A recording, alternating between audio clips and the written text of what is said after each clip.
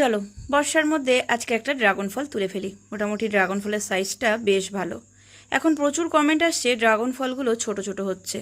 আমারও কাছে একটু ছোট সাইজ হচ্ছে, তবে সেটা সবটা না। কিছু ড্রাগন ফল একটু ছোট হচ্ছে। অন্য বছরের তুলনায় আমিও লক্ষ্য করেছি ড্রাগন ফল এই অতিরিক্ত বর্ষার কারণে ছোট হচ্ছে।